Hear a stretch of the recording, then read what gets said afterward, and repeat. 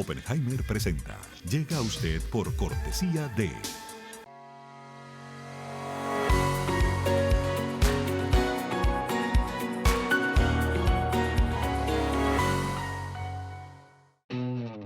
UAD es más que una universidad, es vivir una experiencia única de aprendizaje. Es tu tiempo de vivir. UAD Experience. ¿Por qué hay gente infeliz en todas partes? Las encuestas muestran que hay una ola de insatisfacción y un aumento de estrés, tristeza y frustración que recorre el mundo. En Cómo salir del pozo, el periodista Andrés Oppenheimer comparte novedosas estrategias para combatir la infelicidad. Con entrevistas a los máximos gurúes mundiales de la nueva ciencia de la felicidad, nos cuenta cómo los países, las empresas y las personas están usando la inteligencia artificial y la psicología positiva para aumentar su satisfacción de vida. Ya está a la venta en librerías y tiendas en línea.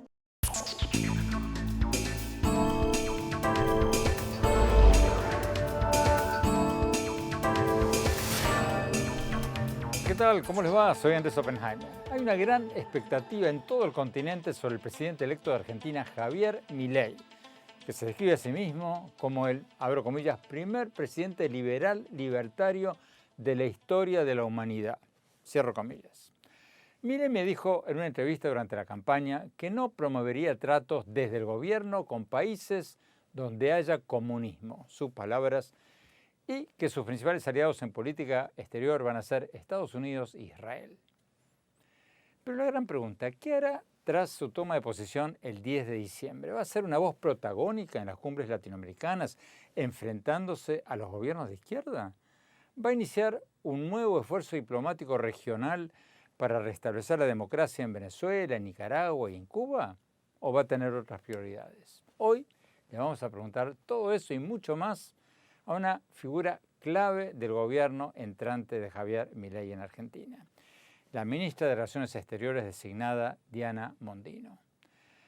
Le agradecimos por esta oportunidad de entrevistarla. Vayamos directamente a la entrevista.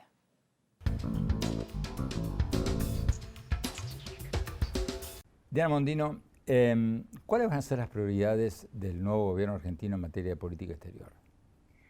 La prioridad, para decirlo muy rápidamente, es la inserción de Argentina en el mundo.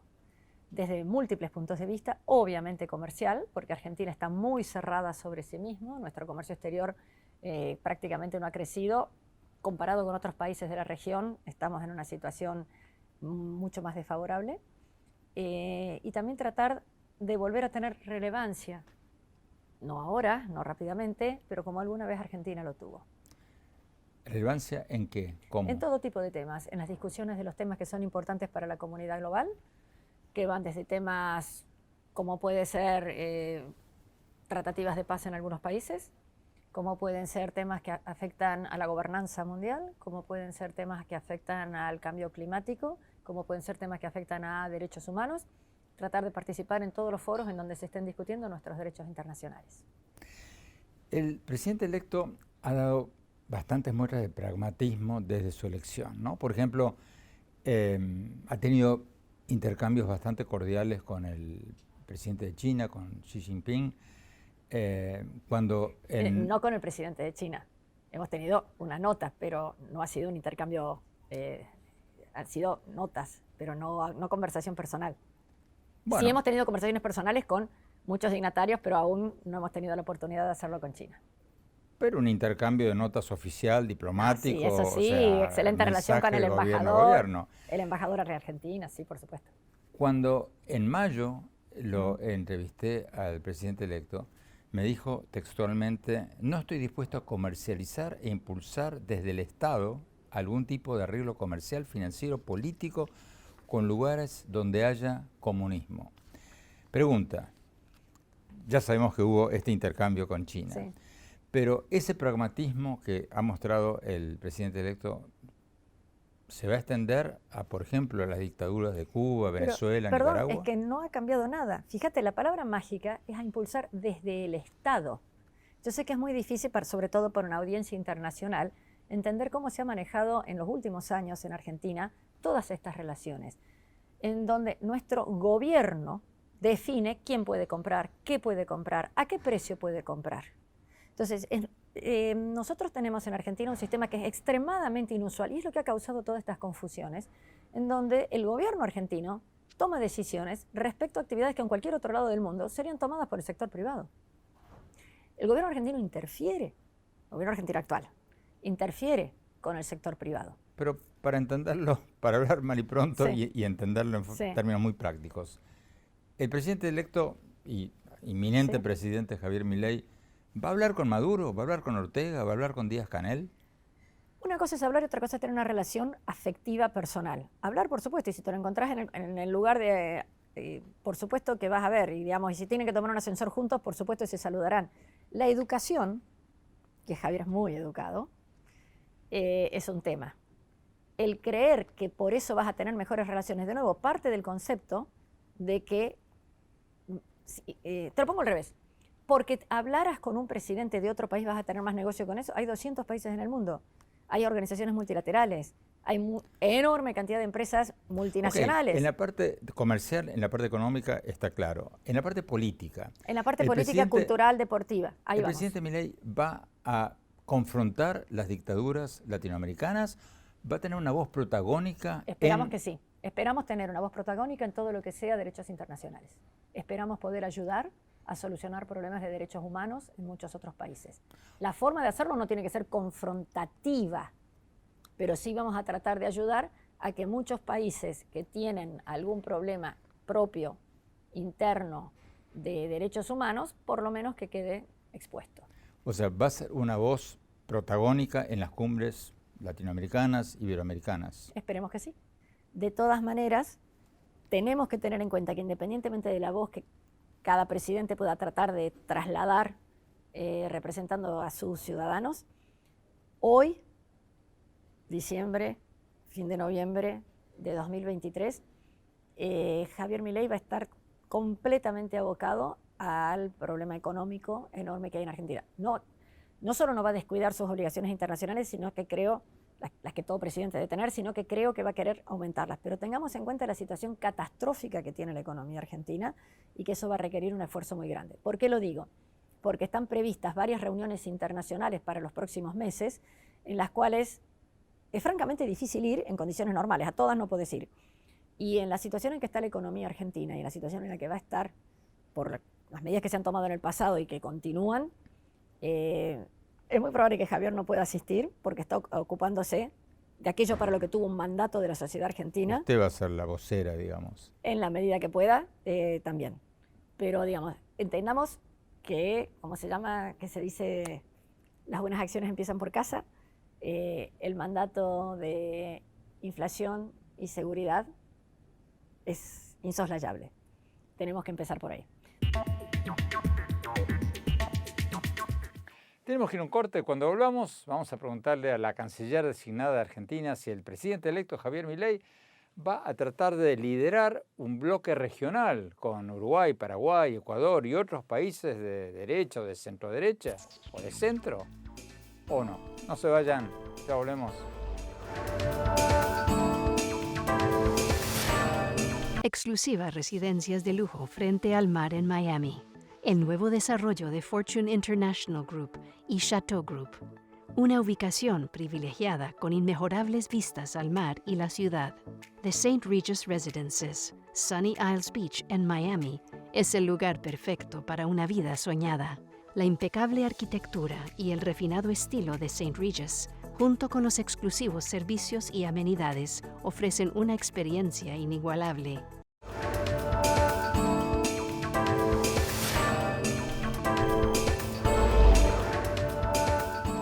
Gracias por seguir con nosotros. Estamos hablando sobre cómo será la política exterior del presidente electo Javier Milei, que va a asumir su cargo el 10 de diciembre.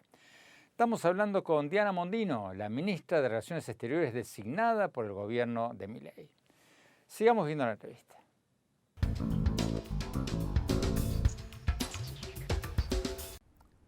¿Va a haber un bloque de países pro democracia o pro derechos humanos o como querramos, pro libre mercado, como querramos llamarlos, ahora que Argentina, Uruguay, Ecuador, Paraguay y algunos países centroamericanos tienen una visión más o menos parecida?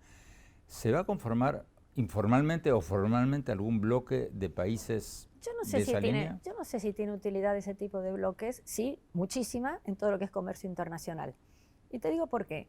Tenemos que distinguir muy claramente lo que es el Estado, el país, la nación, de lo que es el gobierno, de lo que son las personas que forman parte de ese gobierno. Entonces, puede haber gobiernos en los cuales haya afinidad transitoria, ideológica, política, personales, pero no quiere decir que un país tenga que tener esa misma idea, afinidad para siempre. Lamentablemente, hemos tenido en Latinoamérica bastantes de esas ideas en donde se ha tomado en base a la ideología o la forma de pensar imperante en determinado momento, pero después cambian los gobiernos. ¿Pero va a haber algún tipo de coordinación entre países que tengan esa afinidad, como la hay, por ejemplo, entre...? No lo tengo pensado hasta ahora. Sí hay mucha coordinación en otros tipos de países, pero la verdad sería suponer, para que hubiera esa coordinación, que este gobierno y los otros que has mencionado van a durar para siempre. Y no, los gobiernos deberían cambiar. En octubre del año pasado, Argentina votó en las Naciones Unidas, en el Consejo de Derechos Humanos, en contra de reiniciar las investigaciones por casos de derechos humanos en Venezuela. Argentina se abstuvo, o sea, no votó a favor de que se inicien estas investigaciones. ¿Se va a seguir absteniendo Argentina? Nosotros vamos a tratar de hacer un máximo esfuerzo en todo lo que sea derecho internacional. Estos temas a mí me parece que son de la máxima importancia. Tenemos una historia en Argentina muy importante en ese tema. Si nosotros no somos capaces de respetar nuestra propia historia, ¿para qué estamos? O sea, los derechos humanos debería ser algo que tratamos de impulsar. Una cosa es interferir en los asuntos internos de otro país y otra cosa es tratar de defender los derechos humanos. Entonces interpreto que va a cambiar el voto. En las próximas votaciones, sí. Por algo en estas cosas se votan con una frecuencia anual, si no me equivoco, porque, bueno, están cambiando las distintas perspectivas de cada uno de los casi 200 miembros de las que tienen las Naciones Unidas, ¿no? Argentina también votó en las Naciones Unidas en los últimos años, bajo el kirchnerismo, en contra de las sanciones comerciales de Estados Unidos a Cuba por aquel tema de hace muchos años de las expropiaciones de la dictadura cubana de las empresas americanas. ¿Argentina va a seguir condenando el embargo o eso va a cambiar? ¿Se va a abstener o va a votar en contra? Bueno, Argentina tiene unas acreencias con Cuba que ya son históricas, ¿no? Hace, varias décadas que tenemos un tema en donde se comercializó con Cuba y no recibimos el pago correspondiente. Una larga historia. El embargo o las sanciones que tiene Cuba es un tema que está muy distorsionado a lo largo de los años y está muy limitada a algunos temas.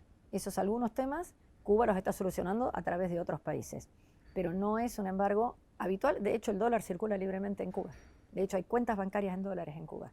O sea, hay mucho mito ahí, bueno, y probablemente tu audiencia lo conozca mucho mejor que yo el tema. Entonces, ¿cómo va a ser el voto de Argentina? El voto de Argentina no es ni a favor ni en contra del embargo. En este momento hay que ver... no me hagas decir cosas que no dije. Hay que analizar en qué estado está ese embargo ahora, porque se ha ido no sé si la palabra es liberalizando, no sé si la palabra correcta. Se ha ido modificando a lo largo del tiempo y en el estado actual no lo conozco en detalle, pero la verdad que no afecta sustancialmente a la economía cubana, a pesar de toda la publicidad que ya se hace, y ya sé que ahí vas a tener un titular, pero no me importa. O sea, no es esa la razón de los problemas que tiene Cuba. Tenemos que ir a un corte. Cuando volvamos, vamos a preguntarle a la canciller designada del gobierno entrante de Javier Milei en Argentina cuáles presidentes van a venir a la toma de posición de Milei el 10 de diciembre y cuáles no. No se vayan, ya volvemos.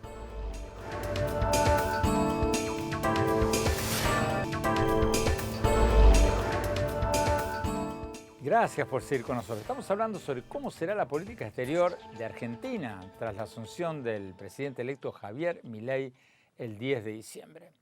Estamos hablando con Diana Mondino, la ministra de Relaciones Exteriores designada por el nuevo gobierno entrante de Argentina. Sigamos con la entrevista.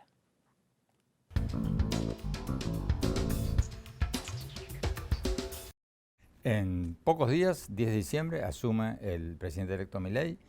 ¿Van a invitar a los dictadores de Cuba, Nicaragua, Venezuela o a altos funcionarios de esos gobiernos? En este momento está la Casa Rosada, señores, que nos están viendo, esto va a ser publicado después de que está grabado. En el momento que estábamos grabando, estaban yendo a Casa Rosada para hacer las invitaciones. Las invitaciones las hace el saliente y el entrante. Yo te puedo contar del entrante, del saliente no sé. Bueno, pero está en la voluntad suya que va a ser la nueva canciller. La voluntad nuestra sería invitar a toda la comunidad internacional, en la medida de lo posible, ya sabemos que no todos van a poder venir, a ver cómo una democracia liberal pueden hacer crecer a un nuevo país. A estas personas en particular, invitarlas, ¿por qué no? Y para que vean la diferencia que vamos a tener, los vamos a invitar ahora y dentro de 4 años cuando nos vayamos, para que vengan, o no sé si nos vayan, para que vengan y vean el cambio que ha habido. Para dejarlo en claro, en su voluntad está que se invite a los presidentes. En mi voluntad está que se invite y que vengan, porque no solamente mandarle la cartita. Los presidentes de Cuba, Nicaragua y Venezuela, además de todos los demás, por supuesto. Es gente que en su país está repudiada. O no, mejor dicho, no queda fea esa frase para una futura canciller, tengo que aprender. No goza de la máxima aceptación. La invitación puede estar en muchísimos de estos casos. No me pongas otros casos más difíciles para no mencionar, antes de que me hagas la pregunta, como puede ser el caso de Rusia-Ucrania o el caso de otras. No, yo iba a preguntar otro, Donald Trump. Expresidentes y presidentes actuales, por supuesto, pueden ser invitados. Entiendo yo que a pesar de todo lo que se dice, Javier Milei y Donald Trump todavía no se conocen, creo. Pero ¿no sería un poco incómodo invitar a un expresidente que, por cierto, tiene muchísimos procesos en su contra legales y cuestionamientos por su apego o desapego con la democracia, cuando no viene el presidente actual, Joe Biden? ¿No sería un poco como...? A ver, la agenda de los que pueden venir no la manejo. Invitar a los que eventualmente quieran venir, y si vamos a ir por procesos a presidente, tengo un serio problema, no me quedan mucho para la invitación. O sea, ¿qué países no han tenido ese...? Y lamentablemente, si las justicias en general en Latinoamérica fueran más ágiles, tal vez la lista se reduciría.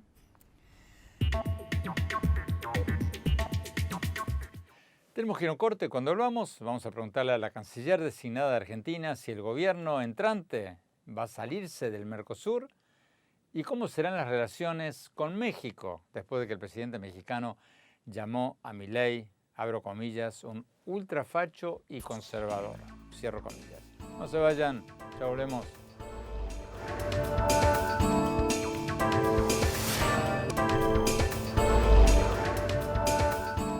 Gracias por seguir con nosotros. Estamos hablando sobre la política exterior del presidente electo de Argentina, Javier Milei, que va a asumir su cargo como presidente el 10 de diciembre. Estamos hablando con su canciller, con Diana Mondino, la ministra de Relaciones Exteriores designada del gobierno de Milei. Sigamos con la entrevista.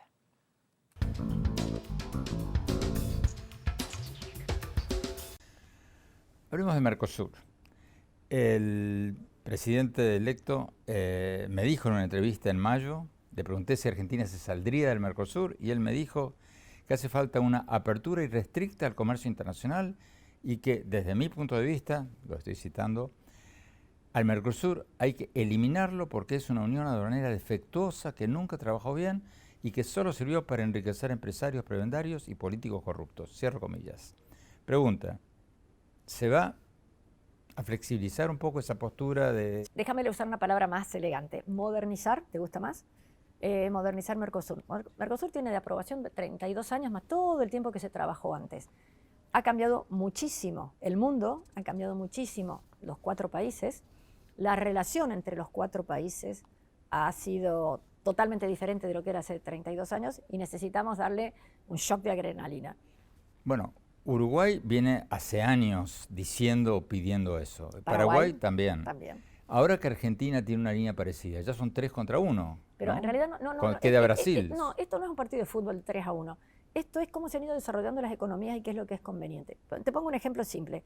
Cuando se hizo esto, Argentina y Brasil tenían una economía sustancialmente más grande que Uruguay y Paraguay, y además el tipo de actividad económica que había en cada uno era diferente. La capacidad de industrialización de Argentina y de Brasil era notablemente superior. Hoy ya sabemos que Uruguay y Paraguay, Argentina y Brasil tienen exportaciones agropecuarias en el tipo de cosas que producimos muy similares. Entonces, ahora estamos compitiendo entre nosotros en vez de colaborando entre nosotros. Antes era yo te compro esto, vos me vendés lo otro. Ahora todos vendemos lo mismo y competimos entre nosotros. Kilo de carne que vende el país A no lo está vendiendo el país B, C o D. Nosotros deberíamos colaborar entre nosotros. Tenemos un elevado arancel externo común, con lo cual, para cosas que no se producen acá. Perdón, estos bichitos no se producen en Latinoamérica. Y nosotros mismos nos obligamos a comprarlos caros porque estaba pensado para producir otro tipo de cosas. Hoy, la cantidad de detalles que tiene el acuerdo Mercosur, te pongo un ejemplo, vehículos eléctricos. Claro que no estaba previsto hace 32 años. ¿Quién iba a imaginar? Ni hablar de Estas cosas, artificial. etc. Entonces, todo eso necesitamos modificarlo. Es voluntad de los 4 países reducir lo que nos autoinfligimos. Pero, canciller designada, ¿qué pasa si Brasil se planta y dice, no, nosotros no queremos cambiar nada? Como de hecho parece ser. Te diría que además de que pueden o no plantarse cualquiera, tenés un tema de las condicionalidades que tenemos entre nosotros y hacia afuera.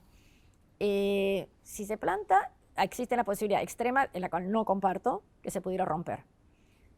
Existe la otra posibilidad de decir, che, pero ¿qué es lo que no te gusta? Veamos cómo se hace, qué es lo que cada uno necesita. Y ahí hagamos, obviamente lo que tiene de azúcar uno no lo tienen los otros. Hay un montón de detalles. Antes de pasar al próximo tema, no descarta que se podría romper. Pero no es deseable. Perdón, el tema de que no sea deseable no quiere decir que lamentablemente cosas no puedan ocurrir. Pero en este momento, que yo sepa, hay una fuerte voluntad de Brasil de firmar Mercosur en la Unión Europea.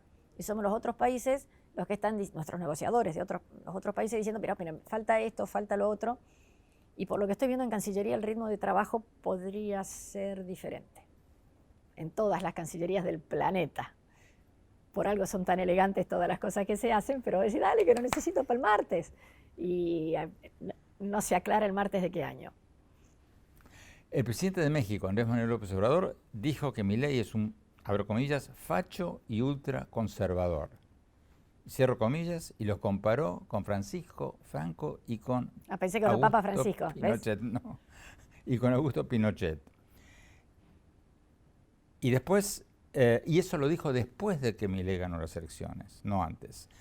¿Han hablado hasta este momento? Yo he hablado con la canciller mexicana, con la embajadora y con la canciller. La agenda de ambos es bastante difícil. AMLO sí sé que no viaja mucho, así que es altamente probable que él no pudiera venir.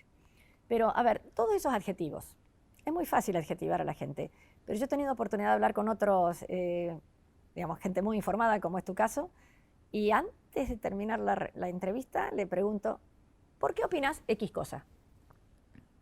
Y les resulta muy difícil decir por qué es X cosa. O sea, por ejemplo, se califica al gobierno de ultraderecha. De todo lo que se ha conocido hasta ahora de Javier Milei, independientemente antes de las elecciones, ¿qué es de ultraderecha? Por poner algo, ¿no? ¿Qué es conservador? Decime qué, porque los demás van repitiendo palabras basadas en que alguien lo dijo la primera vez. Te pongo el ejemplo más ridículo, misógino. Trabaja con mujeres, tenemos ministras mujeres, tiene varias novias. Bueno, o sea, ¿qué es? La gente pone en la palabra, dicen cosas disparatadas. Bueno, la palabra con la que se le caracteriza más al presidente electo, en Estados Unidos por lo menos, es Trump. Porque él ha dicho muchas veces que los dos tienen un problema de peinado, por eso. Pero aparte de eso, el presidente Milei ha dicho muchas veces que admira a Trump, y para la prensa americana que no conoce a Milei, lo más fácil, en un titular, si ponen un titular, ganó Milei en Argentina, ninguna persona en Estados Unidos sabe quién es. Si ponen un presidente trumpista, ganó en Argentina, eso trae más clics, obviamente. Pero, acaba la pregunta, ¿les molesta a ustedes esa asociación que lo caractericen como el Trump de Argentina? Sabemos que es inevitable que hagan las comparaciones que quieran o puedan. Yo admiro a Messi y no juego como Messi. Además, no tengo ninguna posibilidad de jugar al fútbol ni bien ni mal ni cuando era jovencita. Esas caracterizaciones pueden simplificar, puede poner todo en categorías, y yo lo que sí te puedo asegurar que al menos en relaciones exteriores el blanco y el negro no existe. Tenemos que tener bastante cuidado y conciencia de lo que se dice. Las caracterizaciones, a su vez, pueden ser muy positivas o muy negativas, ¿no?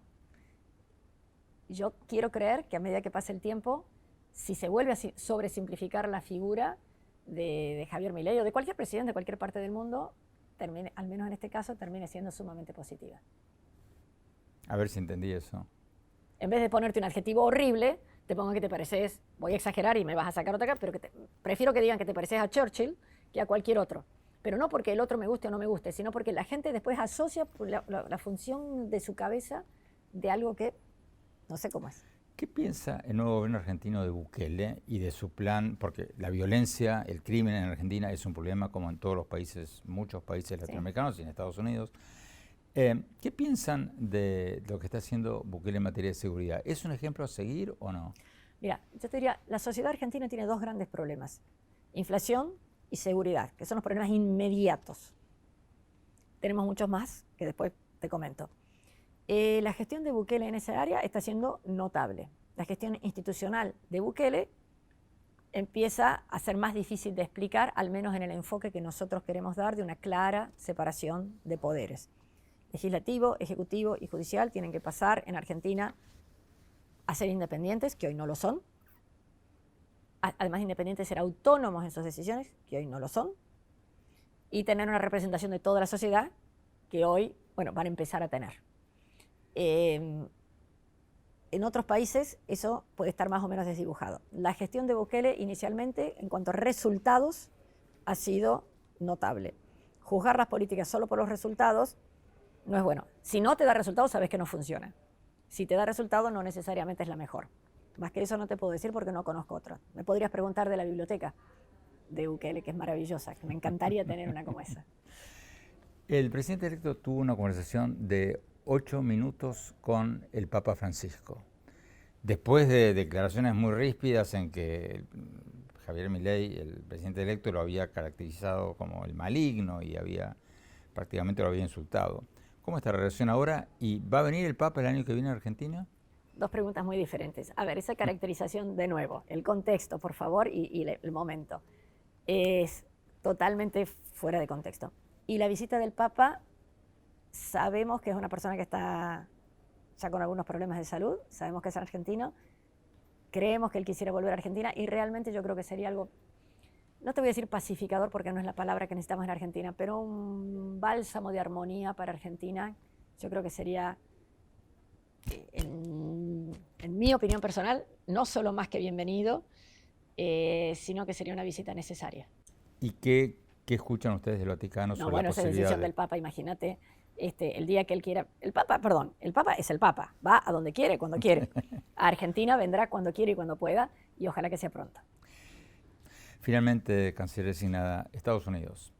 El presidente electo dijo varias veces, y me lo dijo en una entrevista a mí, lo caracterizó al presidente Biden como un socialista, alguien que piensa como un socialista. Desde entonces, tengo entendido, han hablado. Sí, claro. Tengo entendido que la plática fue bastante cordial, o muy cordial. Sí. ¿Qué puntos de coincidencia hay y qué puntos en común van a explorar o en qué puntos van a avanzar? Te lo puedo contestar ampliando. También hemos hablado con Boric, también ambos se autodefinen socialistas. Hay que distinguir de nuevo. No, perdón, Biden no se define como socialista. Bueno, okay. Trump lo define a Biden como socialista. Bueno, ok, cada persona tiene su forma de ser, su forma de pensar, su forma de ver el mundo, lo cual no obsta a que uno pueda tener, primero, amabilidad. Segundo, la intención de colaborar para lograr el objetivo. Si vas a trabajar solamente con la gente que ya sabes que piensa igual a vos, el mundo sería muy aburrido, pero además sería imposible. Entonces, cualquiera que sea la posición de cualquier presidente, actor o futuro de cualquier país del mundo, Argentina va a tratar de trabajar con ellos. Canciller designada Diana Mondino, muchísimas gracias por su tiempo, muchísima suerte. Muchas gracias. La vamos a necesitar.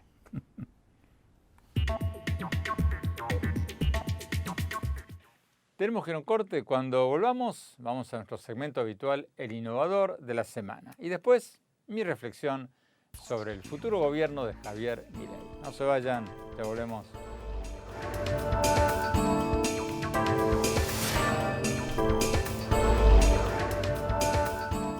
Gracias por seguir con nosotros. Vamos a nuestro segmento habitual, El Innovador de la Semana. Hoy tenemos con nosotros a Iván Carmona, cofundador de 100 Ladrillos. Es una empresa mexicana de inversiones en bienes raíces, pero en vez de vender una propiedad, como por ejemplo un local comercial, a un dueño, se la venden en partes iguales a 100 dueños.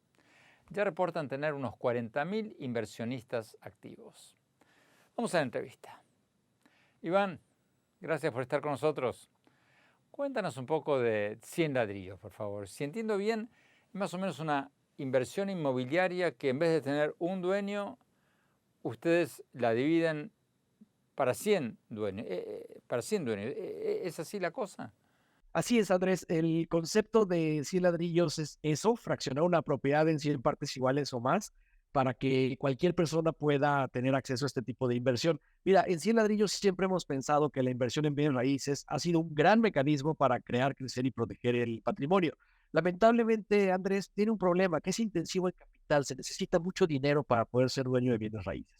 Entonces, lo que hicimos en 100 ladrillos, imagínate un local comercial de $1 millón, que está rentado a una farmacia y que paga la renta mes con mes. Bueno, pues sería increíble ser dueño de ese local, de tal forma que lo que hicimos fue dividirlo en 100 partes iguales o más, a las que les llamamos ladrillos, y entonces las personas pueden comprar desde un ladrillo, 10 ladrillos, y eventualmente tener acceso a los beneficios de la inversión inmobiliaria, que en esencia es cobrar renta mes con mes o ganar plusvalía con el paso del tiempo.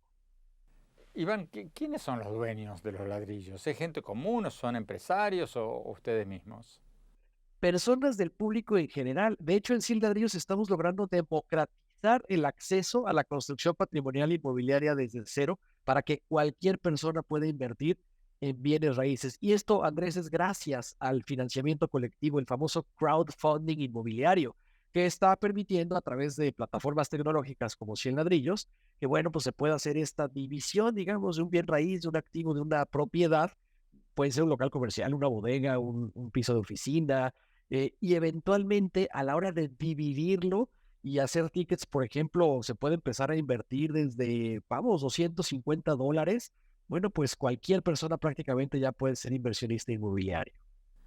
Cuando dices crowdfunding es porque, por ejemplo, hasta que no se vendan los 100 ladrillos, no empiezan a construir. Correcto, cada propiedad que se lista en la plataforma tiene que tener una campaña de fondo colectivo. Esto es, digamos, juntarnos entre varios. Ese local comercial que tiene $1 millón de valor, pues si lo dividimos, vamos a pensar en 100 partes iguales, necesitaríamos traer a las 100 personas para que cada quien adquiera un ladrillo que equivale al 1% de la participación. ¿Y cómo se financian ustedes? ¿Se quedan con un porcentaje de ladrillo o se quedan con uno de los ladrillos? En el caso de 100 ladrillos, solamente cobramos, digamos, la comisión que le cobramos al dueño del inmueble por comercializar la propiedad o por sondear la propiedad de manera colectiva. También hacemos un cobro de comisión por gastos de administración, porque 100 ladrillos se encarga de administrar la propiedad. ¿Cuántos clientes tienen ya, Iván? Bueno, en 100 ladrillos tenemos registrados más de 250,000 usuarios en la plataforma, con cerca de 40,000 inversionistas activos. Hemos fondeado poco más de 30 propiedades en lo que llevamos de operación y es un aproximado de activos bajo administración de poco más de $50 millones.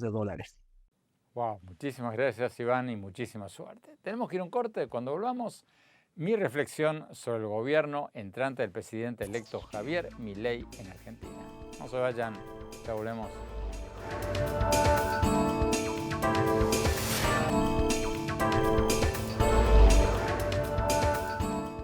Gracias por seguir con nosotros. Muy interesantes las definiciones que nos dio la futura canciller de Argentina, Diana Mondino, en la entrevista que acabamos de ver.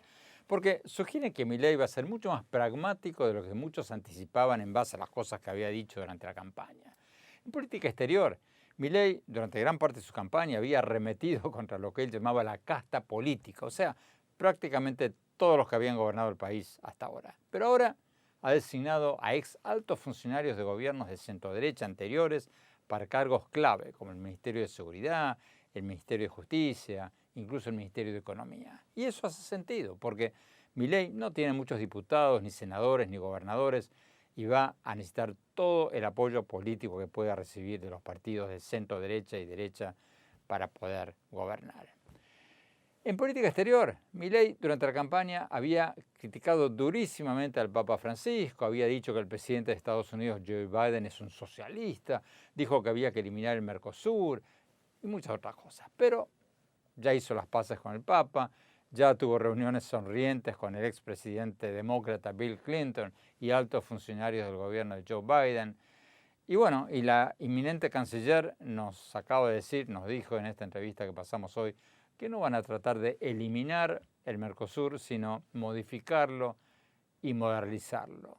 O sea, muchos temas claves estamos viendo un giro muy notable de la extrema derecha a la centro derecha por parte de este nuevo gobierno. Mi conclusión, después de pasar una semana en Argentina y entrevistar a varios de los principales colaboradores de Milei, es que sí, él va a generar titulares en política exterior, pero no creo que esa vaya a ser su máxima prioridad.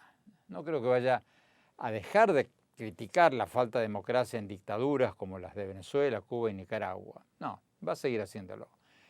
Pero tampoco creo que trate de convertirse en un líder regional, por lo menos por ahora, ni de crear un bloque de derecha junto con otros países de la región, ni nada de eso, porque como nos lo confirmó en la entrevista que vimos hoy la canciller designada Diana Mondino, la principal prioridad de Milei va a ser arreglar el desastre económico que va a heredar del gobierno kirchnerista.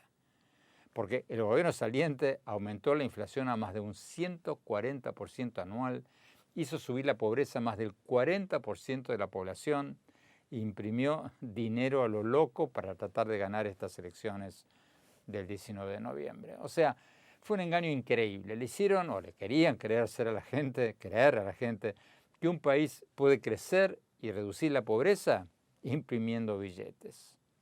El típico cuento populista. Y ahora Argentina está al borde de una hiperinflación. Fíjense, para cenar en cualquier restaurante tuve que pagar con fajos de billetes de 1.000 pesos, pilas de billetes. Entonces, resumiendo, creo que vamos a ver un gobierno con posturas muy distintas al gobierno kirchnerista, saliente, pero no creo que vayamos a ver un presidente muy, pero muy activista en política exterior. Su primera prioridad va a ser arreglar el descalabro económico que está heredando en su propio país. Bueno, se nos acabó el tiempo. Los invito a visitar mi blog en la página de internet andresopenheimer.com y síganme en X, lo que en sus buenos tiempos se llamaba Twitter, y en mi página de Facebook y en mi cuenta de Instagram. Y les recuerdo que ya salió mi nuevo libro, Cómo salir del pozo, sobre cómo salir del atraso económico y aumentar la felicidad. Gracias por acompañarnos. Hasta la semana próxima.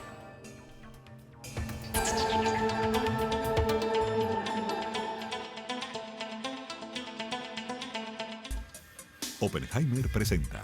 Llega a usted por cortesía de...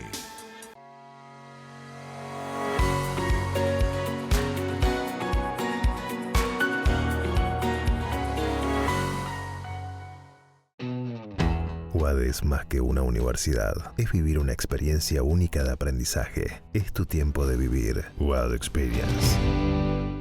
¿Por qué hay gente infeliz en todas partes? Las encuestas muestran que hay una ola de insatisfacción y un aumento de estrés, tristeza y frustración que recorre el mundo. En Cómo salir del pozo, el periodista Andrés Oppenheimer comparte novedosas estrategias para combatir la infelicidad. Con entrevistas a los máximos gurúes mundiales de la nueva ciencia de la felicidad, nos cuenta cómo los países, las empresas y las personas están usando la inteligencia artificial y la psicología positiva para aumentar su satisfacción de vida. Ya está a la venta en librerías y tiendas en línea.